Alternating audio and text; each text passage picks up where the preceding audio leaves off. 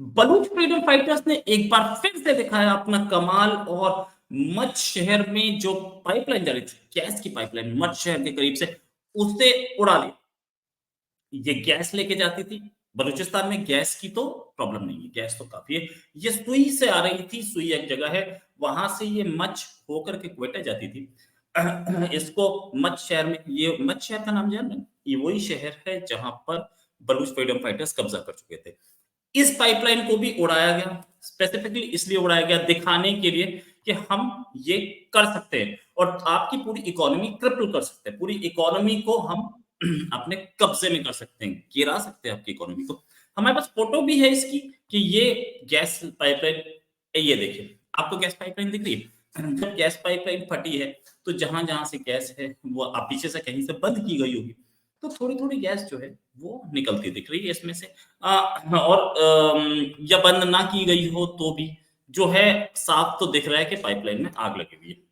अच्छा, आगे की बात, ये इसकी ज़िम्मेदारी अब तक किसी ने नहीं ली है, लेकिन हाँ, ये ज़रूर है कि इसको अंजाम दिया है फ्रीडम फाइटर्स ने। फ्रीडम फाइटर्स के साथ तो मैं हूँ, इसमें कोई शक नहीं। उनके साथ जो तशद्दुद होती है, उनके साथ जो एट्रोसिटीज़ होती हैं, उनके भाइयों पे, बहनों पे, ये कम है। ये बहुत कम है। जिस तरीके की एट्रोसिटी हो रही है पाकिस्तान के बलूचिस्तान में, इस एट्रोसिटी का कोई जवाब नहीं है। वहाँ महरंग बलूच भी आई थी और उन्होंने भी बहुत कोशिश की थी, लेकिन पाकिस्तान को नहीं समझ में आया कि बलूचिस्तान के लोग हमारे अपने हैं और हमें इन्हें कैसे डील करना चाहिए। साथ में बलूच फ्रीडम फाइटर्स ने जो बोला है कि भैया हम पाकिस्तान को यहाँ टिकने नहीं देंगे, उससे ये कोलैबोरेट होती दिख रही है। मतलब ये तो पाकिस्तान के खिलाफ का ही एक्ट था, क्योंकि ये सारे के सारे गैस पाकिस्तान ले जाता है और ये चाहते हैं कि पाइपलाइन डिस्ट्रॉय करके हम ये दिखाएं कि आप हमारे नेचुरल रिसोर्सेज नहीं ले जा सकते। ये बलूचिस्तान का है, ये बलूचिस्तान का सामान है, ये बलूचिस्तान के रिसोर्सेज हैं, बलूचिस्तान का खजाना है, जिस पर आप डाका डाल रहे हैं।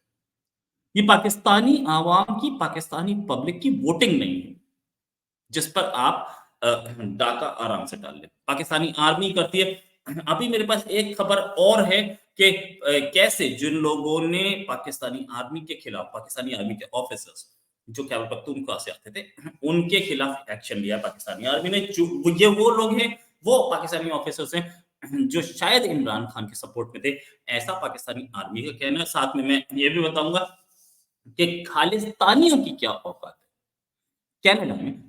उससे पहले मैं पूरी कहानी बताता हूँ। पूरा पाकिस्तान को इस पाइपलाइन के बंद होने से परेशानी हुई, क्योंकि ये क्वेटा जा रही थी, क्वेटा से फिर आगे क्योंकि पाकिस्तान में इस समय गैस आती 1 घंटे आती, 1 घंटे नहीं आती।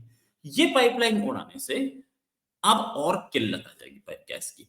इससे पहले दूसरी एक पाइपलाइन उड़ाई गई थी सुई, वो खबर भी मैंने आपको दी थी, यहीं नीचे है ये चीज कि गैस पाइपलाइन इधर से उड़े, यानी कि क्वेटा जाने वाली उड़े या सिंध जाने वाली उड़े, इन द एंड झेलते उसको पाकिस्तानी आवाम है, जिसके अंदर गुस्सा है कि ये पाकिस्तानी आर्मी कर क्या रही है।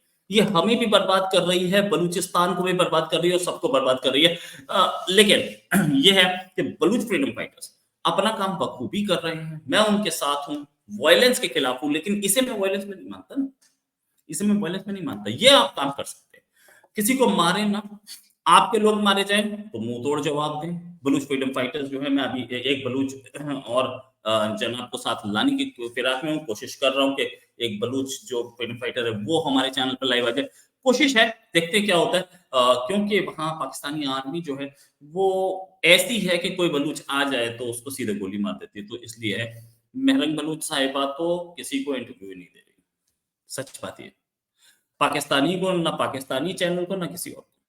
क्यों इतने प्रेशर में ला दिया उस भली लेडी को? अभी 30-35 साल की तो एज है, वो 32-30-32 की एज है, डॉक्टर है, एमबीबीएस डॉक्टर है, पढ़ाई आप ही के कंट्री में की है, उसको कितना परेशान किया जा रहा है। खैर एनीवेज, मैं इससे आगे आता हूँ।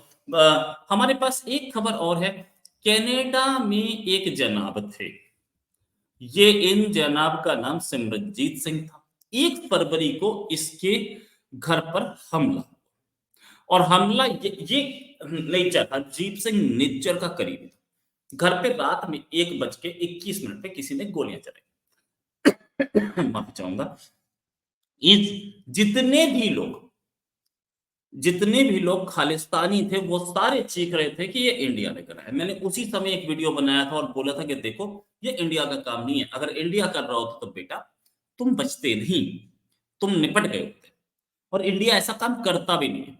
आपको शक है कि इंडिया के शार्प शूटर्स नहीं होते? आपको शक है कि हम लोग टारगेट की प्रैक्टिस नहीं सिखाते, या हमारे लोग इतने बेवकूफ हैं कि वो गोली चलाएं तो रात में कार पे चला दें?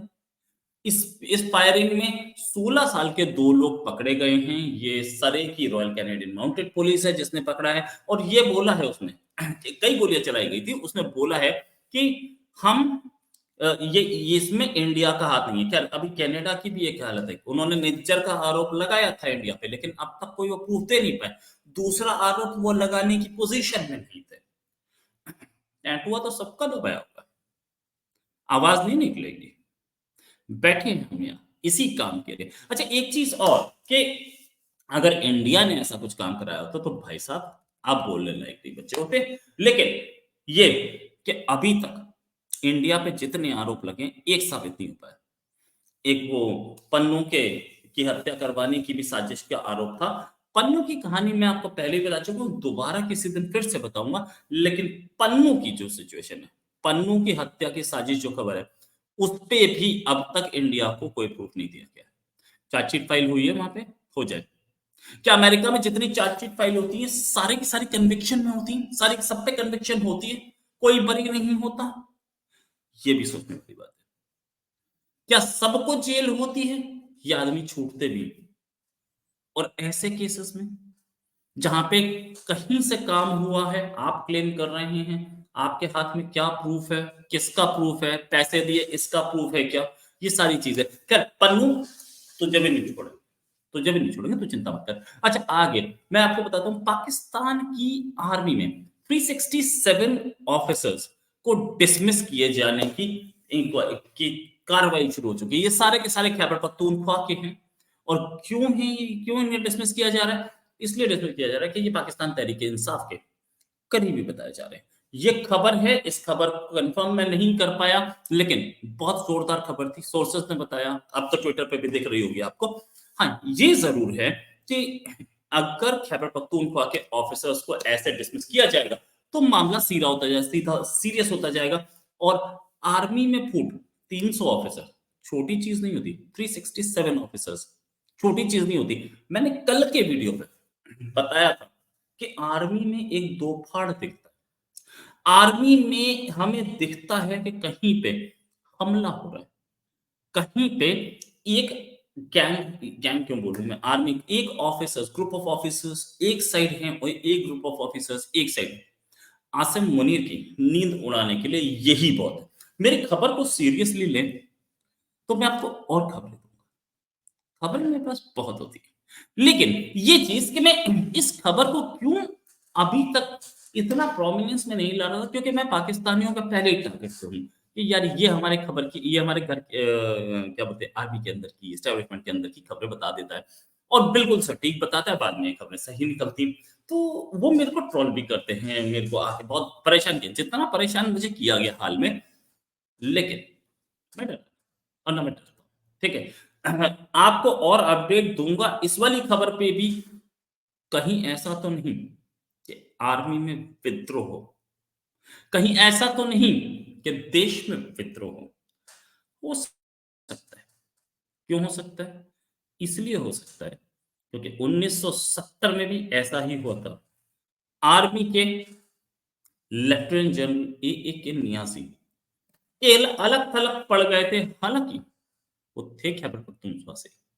और उन्होंने बोला था, उनके वर्ड से, हमीदुर रहमान कमेटी की रिपोर्ट में, हमीदुर रहमान कमीशन की रिपोर्ट में, माफी चाहूंगा, कमीशन की रिपोर्ट में मेंशन है कि पिंडी में बैठे हरामजादों ने मरवा दिया।